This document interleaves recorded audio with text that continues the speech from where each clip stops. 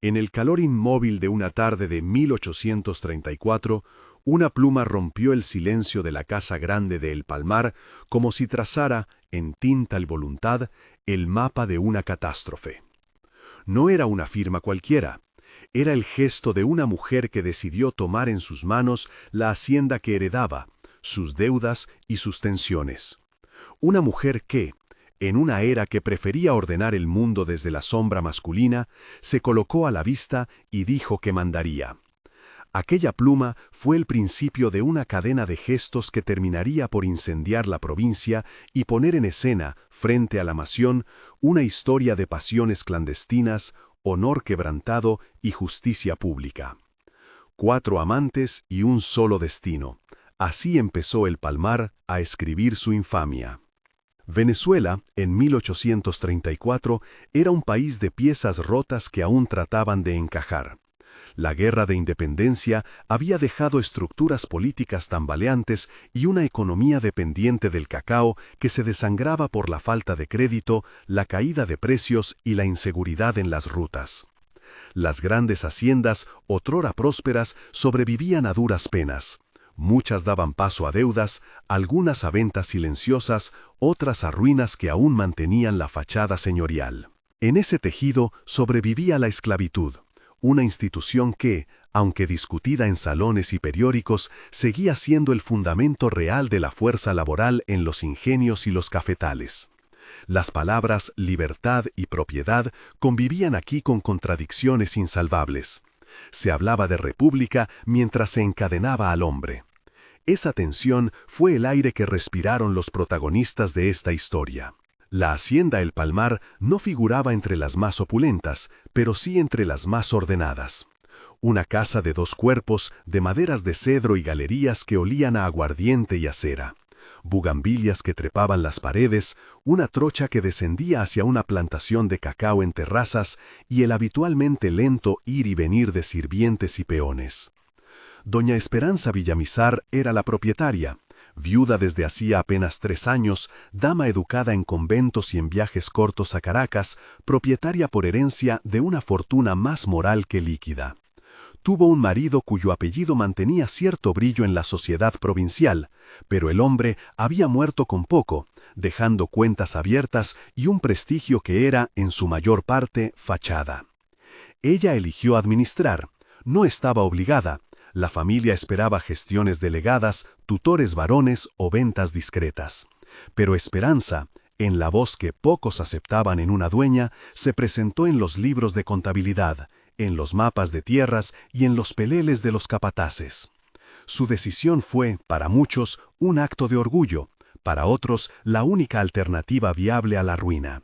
Y en El Palmar, la autoridad no sería únicamente una firma, sería algo que tendría que sostener con inteligencia y en ocasiones con riesgo. A su alrededor, 4 hombres, esclavizados, habían moldeado la operativa cotidiana de la hacienda durante años. No eran una masa indistinta de trabajo, cada uno era figura con rasgos, una historia y una manera de intervenir en la vida de Esperanza. Fue en la rutina cotidiana, en las primeras jornadas en las que la nueva dueña revisó cuentas, supervisó la poda y recibió visitas, cuando los hilos personales comenzaron a trenzarse.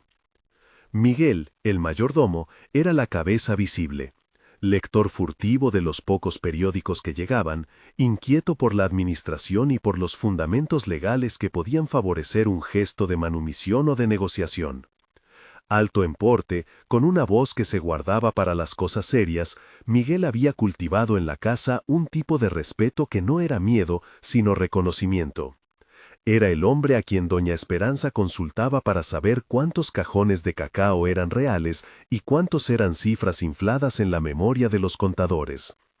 Había en él una ambición callada: entender los papeles, saber lo que las letras decían y leer las intenciones detrás de un apellido. Cuando él le habló por primera vez de rutas de embarque y de acreedores, ella supo que tenía ante sí una mente con la que podía dialogar. Joaquín, el capataz, era el músculo que no solo dirigía manos, sino que mantenía un control moral sobre los hombres que trabajaban las tierras. Su presencia era la de un árbol antiguo, sólido, inmóvil, con una savia que alumbraba calma. De origen africano, había llegado a la hacienda en circunstancias comunes a tantos. Sin embargo, su carácter lo había elevado por méritos propios entre los esclavos y los libres de la zona. Era quien sabía dónde se escondía una herramienta, quién faltaba a la faena y cómo organizar una defensa contra ladrones y bandoleros. En las tardes en las que la jornada terminaba y las voces se tornaban rumor, Joaquín se quedaba a hablar con la plantación como quien conversa con un ser querido. A Esperanza le llamaba la atención su manera de observar el mundo, calma sin sumisión, dignidad sin ruido. Ramón era otra cosa, herrero, artesano de mano y corazón. Sus dedos podían transformar hierro en flores y en candados. Sus ojos, solitarios, tenían la volatilidad de un amante que escribe secretos en la madera. Era el que fabricó la cerradura de la puerta principal y las pequeñas chapas que sujetaban las cajas de documentos. Dotado de sensibilidad poética, los pocos que lo notaban afirmaban que hablaba con los objetos. Ramón era capaz de tallar en una cajita diminuta la inicial de Esperanza y dejarla donde ella más tarde la encontraba. Había en él un romanticismo que no encajaba con la crudeza del trabajo, era sin embargo profundidad pura, la de quien sueña con otras vidas aún sabiendo la imposibilidad de cambiarlas. Con Esperanza, Ramón compartió miradas probadas y pequeños homenajes hechos de astillas. Andrés, por último, era el cochero, de maneras más refinadas, con un dominio del pasear en carreta que rozaba lo artístico. Los caballos le obedecían como si reconocieran en él a un igual. Su manejo de las riendas tenía una precisión que también se leía en el modo en que servía el café o recogía cartas del correo. Tenía esa cualidad de los hombres que saben sonreír en momentos oportunos y callar cuando el silencio conviene. Era el confidente de los desplazamientos cortos y de las conversaciones susurradas en trayectos nocturnos hacia la iglesia o la posta. Con Esperanza, sus palabras eran a veces simples y a veces audaces. Con ella compartía impresiones sobre la vida en la casa que nadie más articulaba con esa ironía suave. La convivencia de estas cuatro figuras con la dueña no fue un telenovela de primera hora, fue la acumulación de gestos, de proximidades controladas y de favores intercambiados. La jerarquía era evidente, Esperanza por derecho legal y económico y ellos por dependencia forzada. Pero la intimidad se filtra por rendijas. Una mano que alisa un vestido, una palabra que se queda en el aire, una caja que aparece con una pequeña escultura dentro. El desequilibrio de poder marcaba cada encuentro.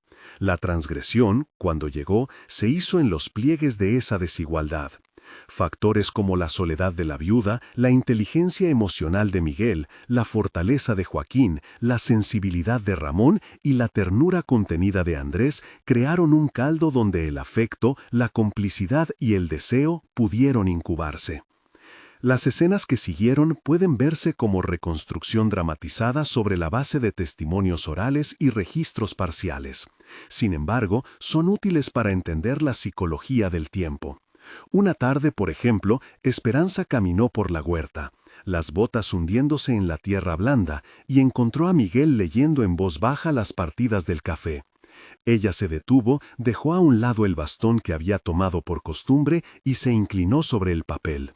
No era solo una lectura de cuentas, era una conversación sobre lo que podría salirse de control si no se hicieran ciertas gestiones.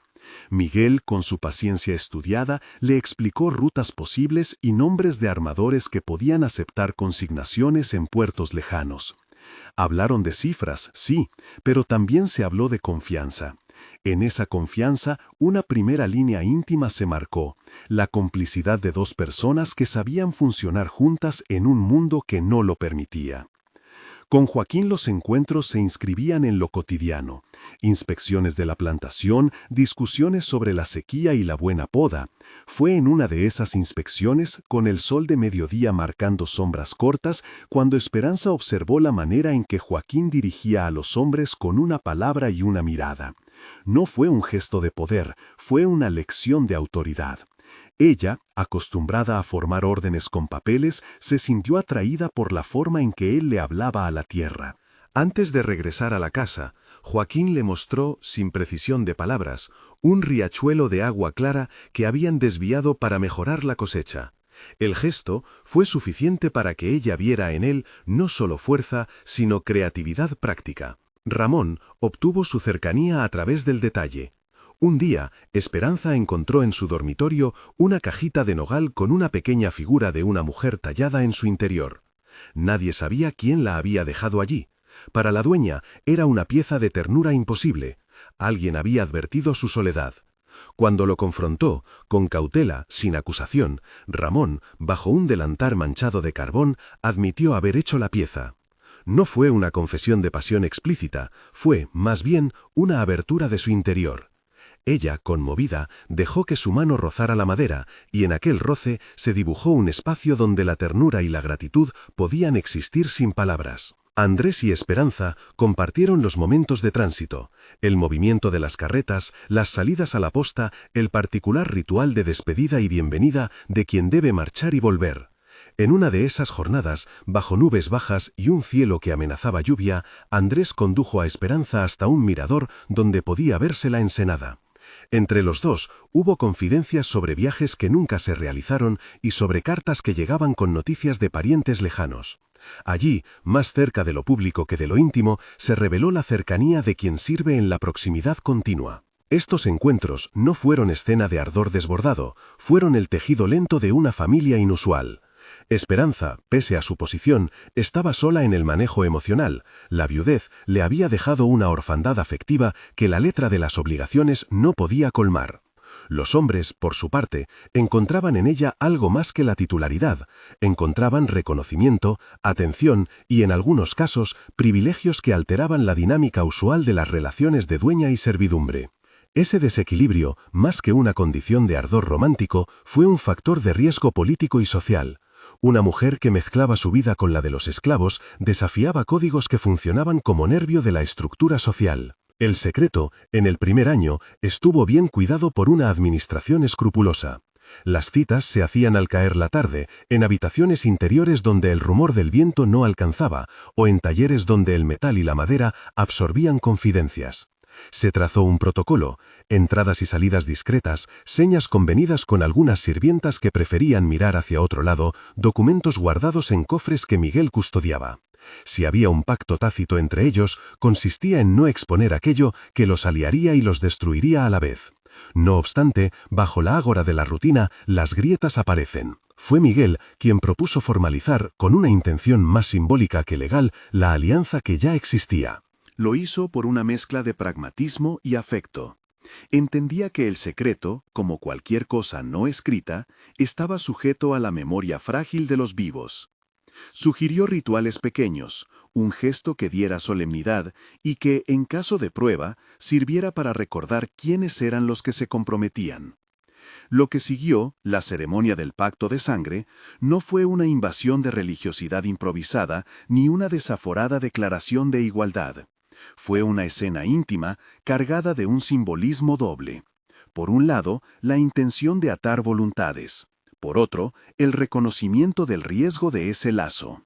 La ceremonia pudo haber sido apenas una marca de la cuchilla en la yema de un dedo, la mezcla de una gota de sangre con cera derretida sobre una pequeña placa de plomo, o la firma simbólica con un cálamo en un papel sellado por la marca de la mano. Fue sencillo en los hechos, pero monstruoso en su significado. El acto de 4 hombres esclavizados y de una dueña que se implicaba con ellos se leía, para la provincia, como un cuestionamiento del orden. Miguel sugirió que se registrara de manera tan privada que solo quedara en su memoria y en la memoria de quienes habían participado. Joaquín aceptó con la serenidad que le era propia, Ramón con un suspiro resignado, Andrés con la delicadeza de quien cuida gestos. Recreo aquí, de forma dramatizada, ese ritual. Una noche de luna pálida en la sala de trabajo de Esperanza.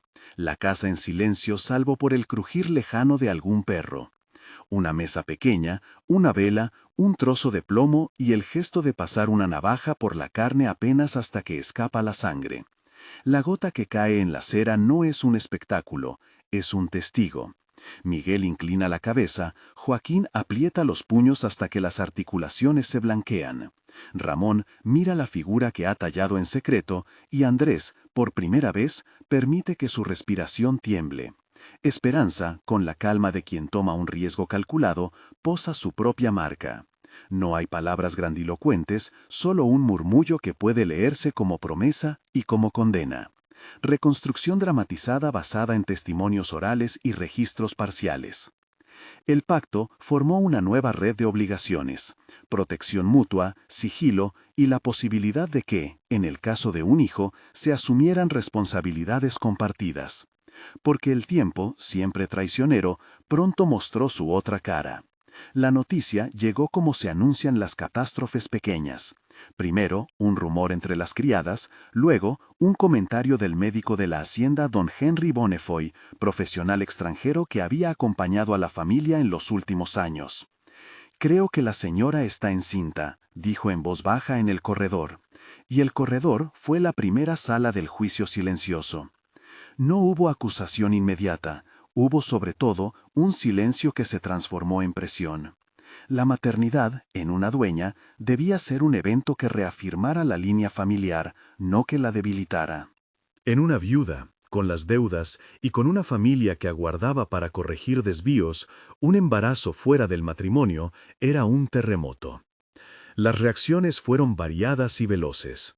Don Patricio Villamizar, hermano de Esperanza y magistrado de buena fama, viajó con prisa a El Palmar. Su sola presencia amplificó la gravedad del asunto. Un hermano con toga y palabra podía convertir un rumor en proceso. La iglesia, aunque en la provincia no siempre se dejaba ver, también movió piezas. Algunos vecinos murmuraron sobre el honor de la familia y la necesidad de corregir el agravio. La prensa local, que en Caracas hablaba de política, en la provincia se entretenía con escándalos. Algunos redactores empezaron a revisar viejos papeles en busca de datos jugosos. Para Esperanza, las alternativas que se ofrecieron eran pocas y dolorosas. Enviar el niño a un convento, declararlo hijo póstumo del difunto esposo o someterse a una discreta solución que la sociedad considerara decente. Pero ninguna alternativa solucionaba la realidad de su afecto ni la suya propia como mujer que había tomado decisiones. Entregarse al escarnio público o sacrificar la vida del niño eran propuestas que rechazó con la misma firmeza con la que había decidido administrar la hacienda. Esa negativa, ni soterrada ni heroica, sino práctica y profundamente personal, fue un punto de quiebre. Mientras la familia discutía en voz baja, los 4 hombres se reunieron una noche para decidir.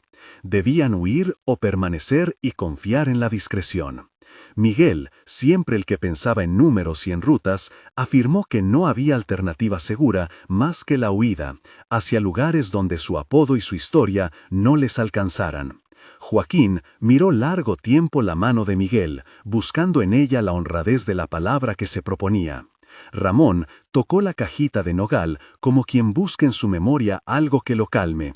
Andrés, que por primera vez se mostró indeciso, habló de la posibilidad de quedarse para cuidar la vida que había comenzado a latir. Era una escena de lealtades tensas, de miedos compartidos y de decisiones que no admitían marcha atrás. En la penumbra de la madrugada siguiente, emprendieron los preparativos. El Palmar, que hasta entonces parecía una isla segura, se convirtió en un tablero donde las piezas se movían en clave. Provisiones empaquetadas, caballos ensillados, cofres con documentos repartidos.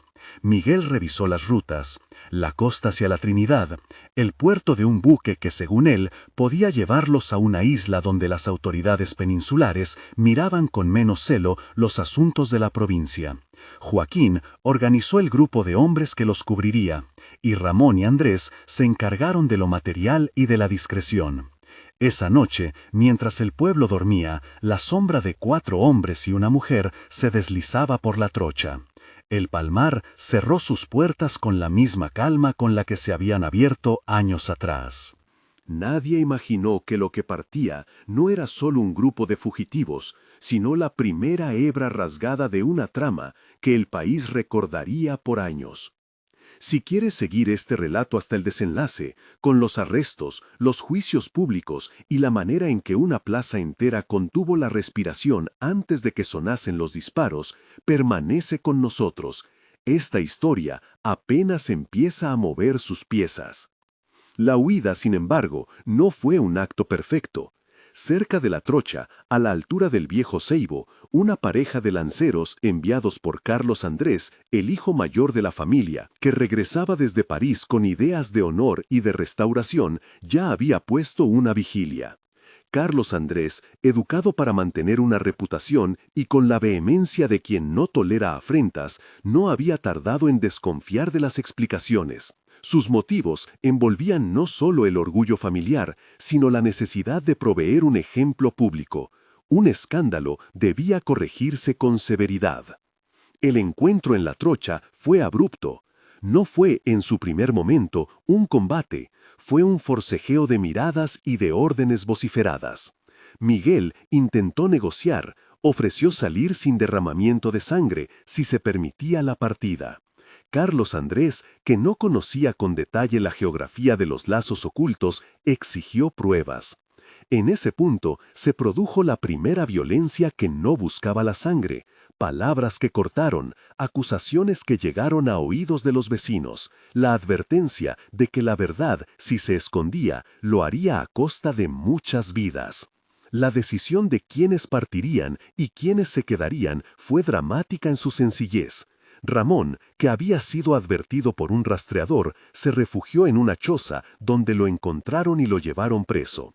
Joaquín resistió y, gracias a su destreza, logró evadir la captura y huir hacia los palenques del interior. Andrés y Miguel fueron apresados tras un intercambio que, aunque violento, no adquirió la brutalidad que vendría más tarde. La casa quedó con una herida abierta, la ausencia de 2 hombres y la detención de otro rompieron la red que había sostenido Esperanza. La noticia de las capturas se propagó como pólvora en la provincia. Se menciona en los diarios de la época cómo la multitud empezó a congregarse en torno a la Casa de la Justicia y a murmurar sobre la pertinencia de un castigo ejemplar. Don Patricio, firme en su posición, exigió que la ley siguiera su curso. La Iglesia, que había murmurado condena, sostuvo la necesidad de mantener el orden social. En la plaza se empezaron a colocar bancos, banderas y una tarima. Los espacios públicos se preparaban para lo que la comunidad consideraba un restablecimiento del honor. Pero antes de que la maquinaria judicial pudiera completar su trabajo, otros hechos alterarían el curso previsto. En ese altar de tensiones, la figura de Esperanza quedó no como una heroína, ni como una villana, sino como una mujer enfrentada a un laberinto de intereses que la sobrepasaban. El embarazo ya no era un asunto privado, era un signo que la provincia leía con demasiadas interpretaciones. La noche en la que Ramón fue llevado, antes de perder la libertad, alcanzó a ver a Esperanza desde lejos. Entre ambos hubo un intercambio de miradas que no necesitó palabras. Él llevaba las esposas, y ella el peso de la certeza de que las consecuencias serían mayores de lo que habían calculado. El primer acto de violencia formal sobre la trama de 4 amantes se había consumado. La provincia estaba lista para juzgar. Al amanecer, la casa grande parecía más grande por la ausencia. En la cocina, algunos cuchicheos se mezclaban con el cloqueo de las gallinas. La prensa empezó a insinuar detalles. La comunidad, que había mirado durante años con cierta indiferencia hacia la vida de la hacienda, ahora miraba con la atención que se reserva a las grandes historias. Y en medio de todo, el niño que debía nacer aún no tenía un nombre ni un destino claro, pero su existencia ya marcaba el tiempo. El porvenir, que siempre es imprevisible, se iba tejiendo con hilos de justicia, venganza y memoria. Y en un lugar pequeño, en un cuarto alto de la casa grande, Esperanza se sentó junto a la ventana y miró la trocha que conducía al pueblo. Supo que había decidido demasiado y que el precio podía ser alto. Supo también que, en algún momento, esas decisiones alterarían no solo su propia vida, sino la de una provincia entera.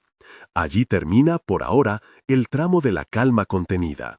El conflicto ha tomado forma y la violencia institucional comienza a desplegar sus armas. La captura de Ramón fue una señal irreversible. Una vez que una pieza del entramado caía en manos de la justicia, el resto del tablero quedaba expuesto a la vista de todos. Lo llevaron en la mañana, con las muñecas todavía mostrando la huella de las esposas y la cara tiznada por el hollín del taller.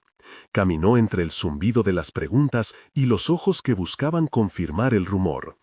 El herrero, que pocas veces hablaba, tuvo una sola palabra para Esperanza cuando la vio a lo lejos desde el vehículo que lo conducía. Una inclinación breve, como una disculpa o un adiós. Aquella mirada se quedó clavada en la memoria de la casa como una herida que no cerraría. El proceso que siguió a su detención fue en buena medida un espectáculo calibrado, para restituir el orden. No se trataba solo de castigar a un individuo, sino de restablecer una jerarquía social que el rumor había puesto en entredicho. El interrogatorio de Ramón fue breve y roto por la violencia de la práctica judicial del lugar. Preguntas incisivas, aproximaciones de la autoridad que buscaban el reconocimiento público de la transgresión. No se aplicó la tortura por mero sadismo, se aplicó como herramienta institucional aprobada por costumbre, por miedo. El que había tallado cosas bellas con las manos fue reducido al silencio por la palabra oficial y por los golpes que arrancaron confesiones o al menos versiones útiles para cerrar el caso. Los suyos, pocos, quienes lo querían, clamaron desde puertas cerradas, que Ramón no era un agitador, que su gesto final con Esperanza fue más ternura que conjuración, que su supuesta implicación con el pacto era una exageración. Pero la plaza pedía sangre simbólica. La mañana en que lo llevaron a la rueda pública, la atmósfera estaba cargada de una mezcla de solemnidad y curiosidad voraz. Las voces se apiñaban, las capas se acometían con desdén, y los niños, por primera vez en su vida, escuchaban a los mayores comentar sobre asuntos de honor con una intensidad que pareció dar existencia a una lección de la que nadie volvería a desprenderse. La ejecución de Ramón, respetuosa en su forma pero implacable en su efecto, dejó un silencio que hablaba de otras pérdidas. La pérdida de un modo de ver la intimidad, la prueba de que los gestos privados podían ser convertidos en moneda pública. Al regresar a la casa, las manos de Esperanza temblaban al acariciar la madera de la cajita de nogal.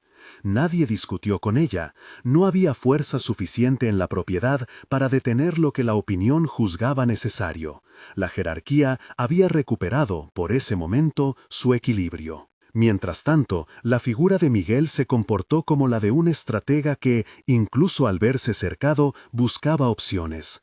Tras la detención de Ramón, la presión sobre Miguel y Andrés se intensificó. No era solo que fueran culpables en la imaginación de la provincia, eran además piezas fácilmente señalables. El mayordomo, con sus conocimientos sobre rutas y documentos, era también quien podía llevar a otros a pensar en la posibilidad de una marcha a la mar. Andrés, por su parte, con su don de gentileza, fue incluido en los testimonios como cómplice, aunque los botones de su ausencia solo agrandaban el vacío de la casa. La detención de Miguel y Andrés no fue fulminante. Hubo un episodio intermedio que merece recordarse por lo que reveló del clima político y social. En una noche en la que la lluvia había limpiado las veredas y convertido la ciudad en un espejo, una comitiva de lanceros y alguaciles fue capaz de detener a los dos hombres en un cruce donde, según los testigos, Miguel habría intentado intercambiar papeles con un desconocido. La red de relaciones que él había tejido para la huida fue deshilachándose. Alguien habló, alguien miró hacia otro lado, la confianza no resistió la presión. En el arresto no hubo un combate abierto, salvo por breves empellones. Hubo, en cambio, un lenguaje de autoridad que dejó claro que el castigo sería público y ejemplar. El procesamiento que siguió fue una puesta en escena. El fiscal, con su voz fuerte, habló de traición a las normas. Don Patricio, magistrado y hermano de la acusada, mantuvo una distancia reglamentaria, pues su figura debía aparecer como garante de la legalidad. La Iglesia, por boca del cura local, señaló la gravedad moral del caso y anunció que la excomunión de Esperanza era una medida de derecho y de fe, no solo de conveniencia. Es importante recordar que los términos de la ley y los de la Iglesia, a pesar de su pretensión de universalidad, estaban teñidos por los prejuicios de la época. Castigar el desvío femenino significaba en la práctica reafirmar la posición de quienes manejaban la tierra y el capital. En la sala, el doctor Henry Bonnefoy actuó como testigo técnico. Su peritaje, reconstruido aquí a partir de registros médicos y cartas de la época, fue contundente en lo que podía afirmar. Explicó, con la mesura de su ciencia, que la evidencia del embarazo de Esperanza era visible y que la cronología de los signos apuntaba a una concepción de meses anteriores, descartando, según su examen, la posibilidad de que el feto fuera atribuible al marido fallecido.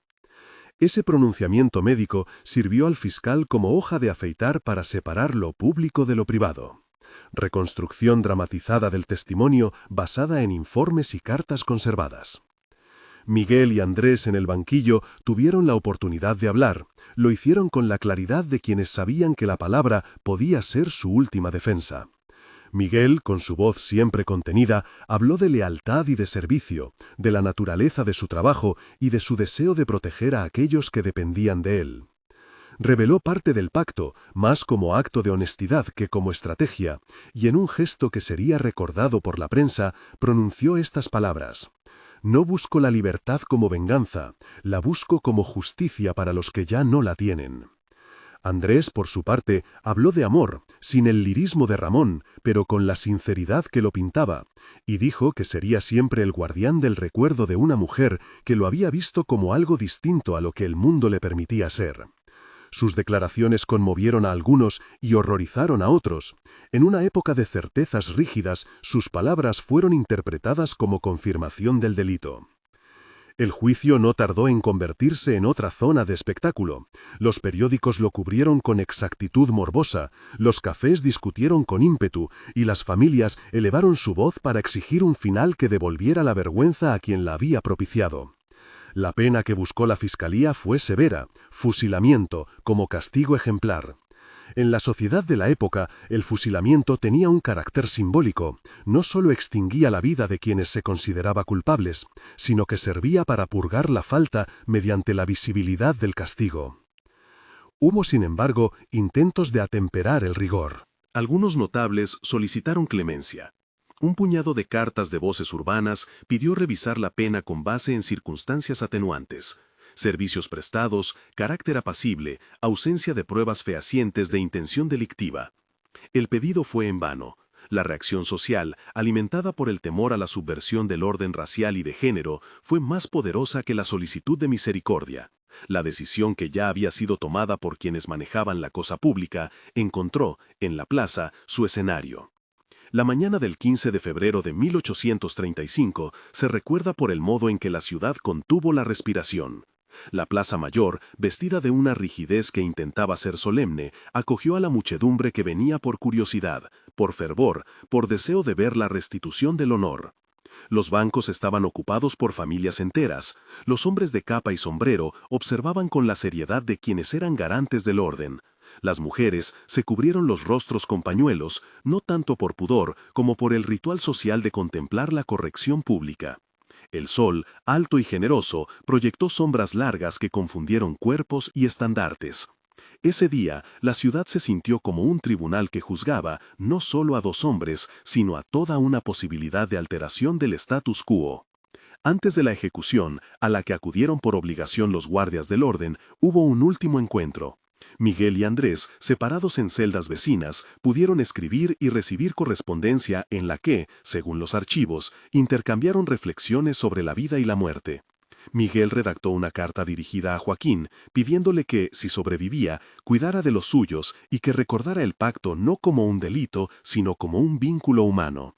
Andrés, en sus últimas líneas, miró a Esperanza en el papel y le pidió que protegiera el fruto de lo que ellos habían compartido.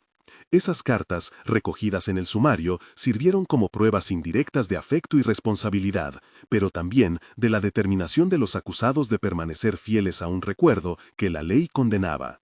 En la tarima, frente a la atención de la multitud, los dos hombres tuvieron la última palabra. Miguel habló con la templanza que lo había caracterizado. Su voz fue la de quien entendía que la historia lo registraría de maneras distintas.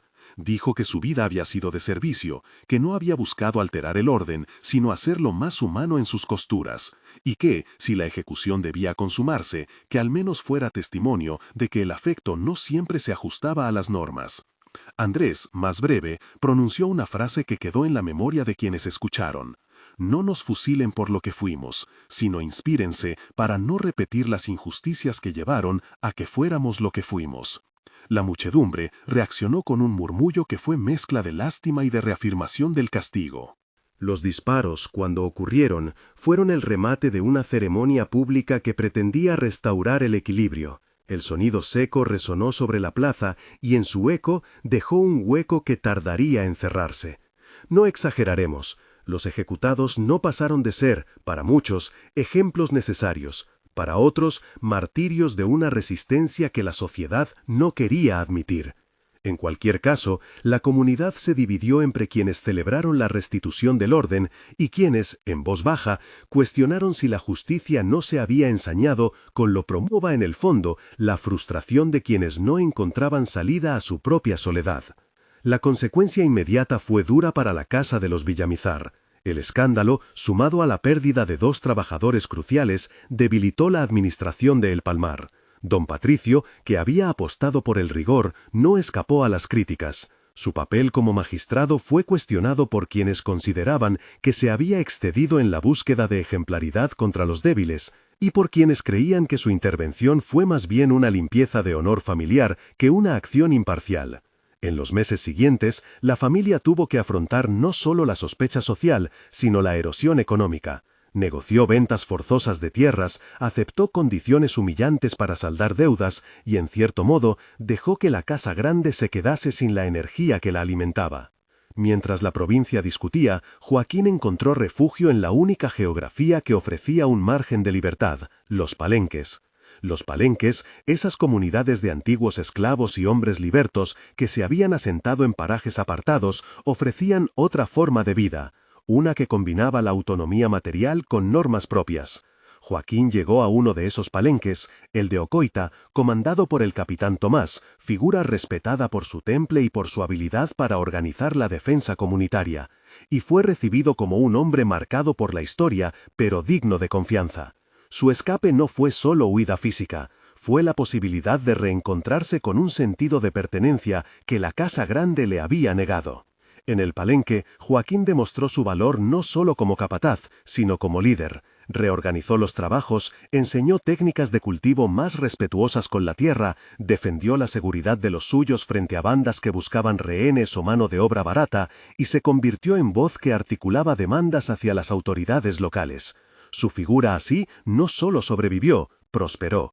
Los años siguientes vieron a Joaquín consolidarse como un líder respetado, casándose con una mujer del palenque y dejando descendencia que en los años venideros reclamaría tierras y derechos con la misma fuerza con que él había reclamado en su día la posibilidad de decidir su propio destino.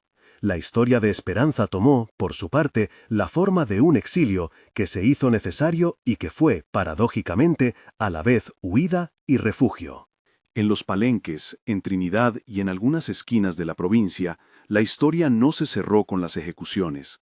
Las voces de quienes no habían sido escuchadas emergieron en cantos, en relatos nocturnos, en pequeñas memorias que se transmitieron de generación en generación. Joaquín, en su carácter de líder, facilitó la transmisión de la memoria, contó lo ocurrido, puso nombres y mantuvo la dignidad de los caídos. Alejandro, por su parte, creció con una mezcla de identidad que lo hizo andar por 2 mundos. En la isla, con gente que lo acogía y cuidaba, fue un joven que heredó de su madre el orgullo de la lectura y la sensibilidad. Con el tiempo, decidió regresar a la región en la que nació su linaje, no para reclamar la casa que ya no existía, sino para visitar su memoria y buscar en los papeles olvidados algo que explicara la vida de su origen. El retorno de Alejandro a la región fue discreto. No cabía en él la idea de revancha ni la ilusión de recuperar una fortuna. Su búsqueda tenía otro carácter. encontrar testimonios, recoger relatos y, sobre todo, entender el sentido humano de aquella decisión que su madre había tomado. Visitó a Joaquín varias veces, conversó en palenques, habló con descendientes de los hombres que habían trabajado en el Palmar, reunió cartas y papeles encontrados en cajones olvidados, y en ese ejercicio encontró la multiplicidad de las verdades, la de la ley, la de la prensa, la de la iglesia y la de los afectos. Alejandro aprendió a mirar la historia como quien arma un mosaico con piezas rotas, conscientes de que cada fragmento aporta brillo y sombra. El tiempo, que no es aliado de la memoria sino su articulador, llevó la discusión pública hacia otros rumbos. En 1854, 20 años después de los hechos, Venezuela promulgó la abolición formal de la esclavitud en su territorio. No es correcto decir que el caso de El Palmar fue la causa directa de ese cambio, sería simplificar en exceso. Sin embargo, es legítimo sostener que una acumulación de escándalos, resistencias, marras de opinión pública y movilizaciones sociales contribuyeron a mostrar la incompatibilidad entre la retórica de la República y la realidad de la servidumbre. Historias como la de Esperanza y sus 4 amantes, que habían circulado en periódicos, en testimonios y en memoria oral, fueron parte de ese conjunto que hizo visible el conflicto moral e hizo que la idea de la libertad dejara de ser solo un principio abstracto para convertirse en una exigencia práctica. La abolición de 1854 tuvo por tanto una matriz múltiple. Incluyó luchas políticas, presiones económicas, actitudes internacionales y la articulación de voces que, durante años, habían sido silenciadas. En ese conjunto, el escándalo de El Palmar funcionó como ejemplaridad, mostró, en la crudeza de la vida cotidiana, las contradicciones de un país que proclamaba libertad y practicaba cadenas. La memoria de los ajusticiados, la resiliencia de los que huyeron y la vida en los palenques fueron parte de un telón que, lentamente, se fue elevando. Al mirar desde la distancia, resulta inevitable preguntarse por la naturaleza del precio pagado. Esperanza perdió su casa y su posición social. Vio morir a 2 de los hombres que la habían acompañado. Vivió en el exilio y dejó a su herencia material deshilachada. Miguel y Andrés murieron con la dignidad de quienes hicieron un gesto humano en un tiempo que penalizaba ese gesto. Ramón pagó con la vida su ternura de artista, y Joaquín salvó la posibilidad de una vida comunitaria en libertad. Alejandro, bastardo legitimado por el silencio de su madre, creció para ser testigo de que las decisiones personales, aunque arraigadas en afectos, pueden desencadenar terremotos públicos. El relato deja, también, preguntas que no admiten respuestas simples. ¿Qué ocurrió con la idea de la libertad cuando la propiedad económica dependía de la servidumbre? ¿Qué precio tiene la agencia en contextos de opresión estructural? ¿Cómo recordar sin convertir el dolor en espectáculo y la resistencia en simple anécdota? En la trama de El Palmar, esas preguntas se entrelazan. Los 4 amantes y la dueña que los amó o los protegió se convierten en símbolos contradictorios de la transgresión, de la coherencia personal, de la derrota y del heroísmo cotidiano que obligan a quien escucha a reflexionar. En las últimas páginas, que podemos hoy recomponer, la voz de Esperanza aparece en un lecho de muerte. Es un momento privado y sin embargo cargado de la densidad pública de su vida. Llamó a Alejandro cerca de la hora en que la tarde se tornaba violeta, y le habló con la sencillez que acompañaba a las personas que han llevado una verdad a cuestas. Le contó su versión, le pidió perdón, y le afirmó que, aunque hubiese preferido otro desenlace, no cambiaría lo que había sentido. La confesión tuvo en su fondo la mezcla de culpa y de reivindicación que marca a las vidas que no se acomodaron con facilidad a las reglas. Reconstrucción dramatizada basada en testimonios orales y cartas que circulaban en la familia. La muerte de Esperanza en Trinidad cerró un episodio personal y abrió otro histórico. La historia de El Palmar pasó de ser un escándalo reciente a convertirse, con los años, en una narración que la comunidad adaptó para sus necesidades morales. Algunos la tomaron como advertencia, otros como denuncia. La memoria no fue uniforme. Hubo quienes borraron sus pasos en documentos oficiales y otros que, en contrapartida, contaron la historia en los patios, en las canciones y en las reuniones del palenque. Esa diversidad de memorias es lo que, con el tiempo, produce historia. No una única verdad, sino un tejido hecho de relatos que, en su conjunto, nos ayudan a entender la complejidad de un tiempo. La casa de El Palmar, finalmente vendida y dividida, se convirtió en paisaje. Árboles que crecieron sobre tapias, un mirador que miraba al mar y, en una pared, la sombra de la bugambilia que persistió como señal de un pasado. Las piezas materiales desaparecieron, pero la historia se mantuvo en la voz de los descendientes, en los papeles extraviados y en las decisiones políticas que siguieron. Fue así como una historia de pasiones clandestinas y castigos públicos terminó por entrar en la conversación más amplia que llevó a repensar el valor de la libertad, de la agencia individual y de la justicia en una república que aún deliberaba sobre su identidad. Al terminar este relato, conviene detenerse un instante y mirar lo que ha quedado. 4 hombres con nombres, rasgos y destinos distintos. Una mujer que decidió gobernar y amar en un mundo que castigaba ambas cosas con dureza. Una comunidad que, en su miedo, actuó con violencia. Y un país que, entre tensiones y reformas, fue avanzando, lenta y dolorosamente, hacia la idea de abolición. No hay en esta historia héroes inmaculados ni villanos unidimensionales. Hay seres humanos que tomaron decisiones en condiciones extremas y cuyas vidas dejaron huellas en la memoria colectiva. 4 amantes y un solo destino. Aquel título no es un adjetivo hueco ni una fórmula para el drama. Es la manera en que la historia recuerda que los afectos en contextos de opresión se mezclan con la política, con la economía y con la necesidad de supervivencia. La memoria de Miguel, Joaquín, Ramón y Andrés no se reduce a su trágico final.